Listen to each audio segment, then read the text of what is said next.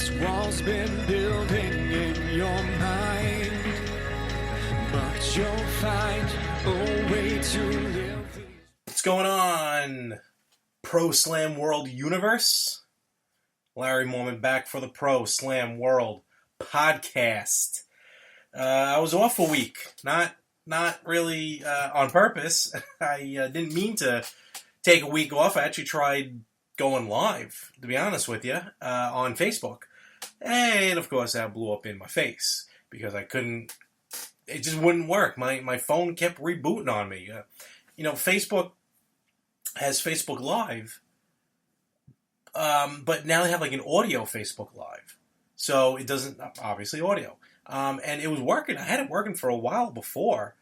But for some reason, it just... When I tried broadcasting last Thursday...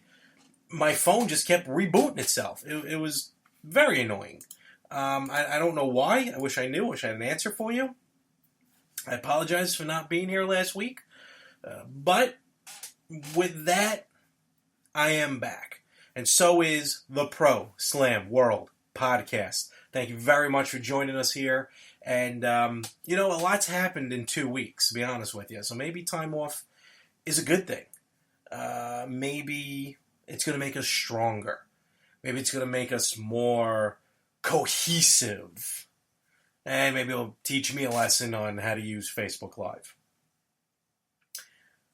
In the weeks that we last met each other, a lot has happened in the world of professional wrestling. Let's start with WWE.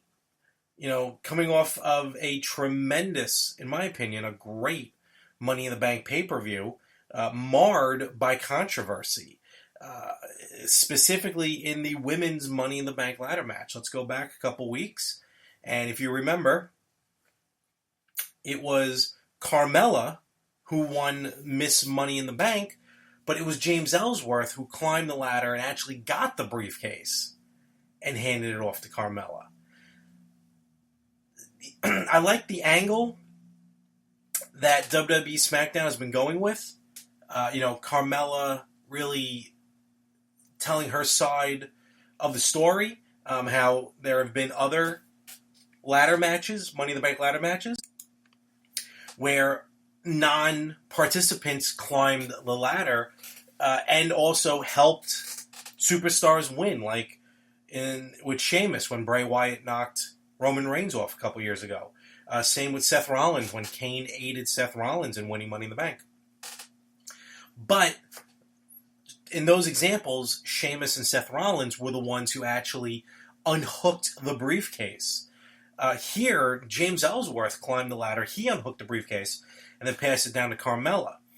With the returning Daniel Bryan back from paternity leave, he made a decision, basically stripping Carmella of the Money in the Bank, Miss Money in the Bank, and this past Tuesday had a second Money in the Bank ladder match for the women.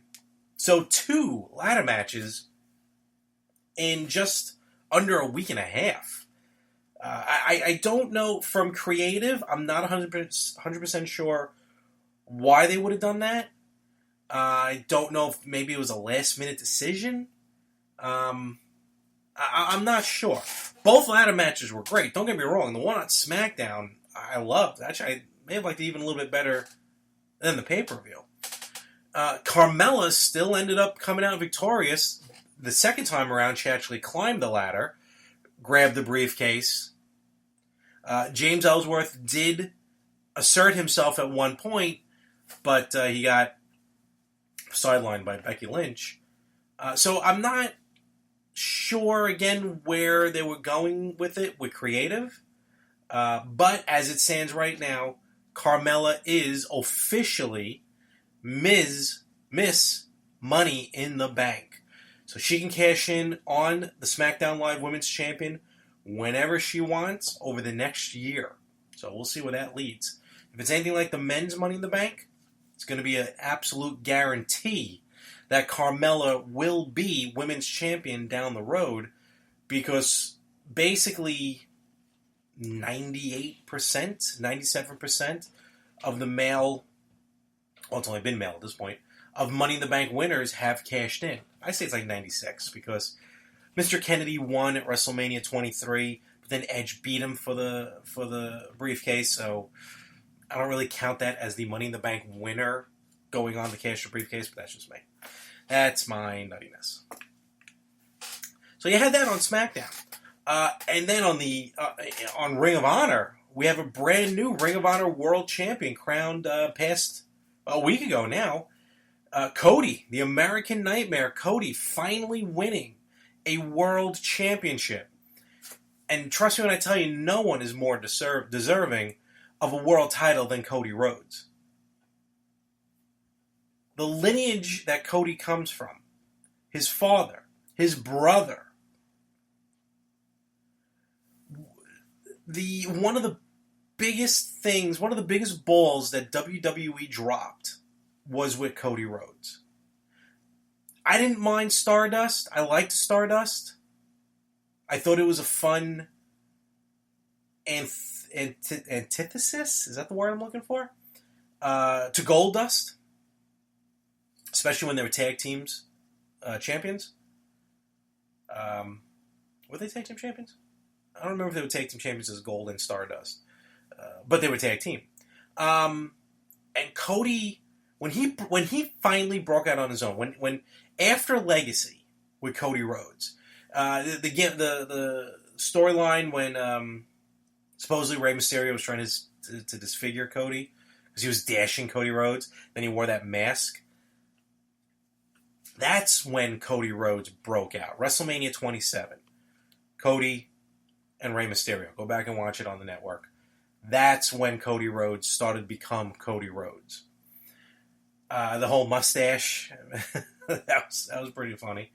But just, I don't get it. I don't know what WWE didn't see enough in Cody Rhodes, because I'm being honest with you. I'm going to be dead honest with you. Cody Rhodes can be the WWE Universal Champion. Cody Rhodes can be WWE Champion. And right now, he is the reigning Ring of Honor World Champion. Now, I know Cody's won some independent titles along the way, like the Northeast Wrestling Championship. But ROH is his first world title. And to be honest with you, not even to be honest with you, it's fact, coming up on the G1 special, New Japan, from California, Cody Rhodes is challenging Okada for the IWGP Championship. So Cody can add more gold to his credentials. Joining the Bullet Club was one of the best things Cody did. Actually, I hate to say it because I'm a huge fan, but him leaving WWE was one of the best things that Cody Rhodes did. Now, I'm sure the door's open for him to come back, and I would love to see Cody Rhodes back in WWE. But right now, the American Nightmare Cody, and I'm so upset. I unfortunately, I couldn't watch the pay-per-view. I could not watch Ring of Honor. And I'm kicking myself because this is probably the first Ring of Honor pay-per-view I missed since the first one, because I didn't even realize they were doing pay-per-view yet. I've pretty much been watching them ever since. And Christopher Daniels was a great Ring of Honor champion, short-lived, especially for Ring of Honor, I feel. But I'm happy that he won the title. I want to see what Ring of Honor is going to do with Cody as world champion. I want to see what Cody is going to do for Cody as world champion. And I want to see what the future holds for Cody. Because if we will see him back in the WWE, if we will see Cody Rhodes back at WrestleMania, will Vince give him enough rope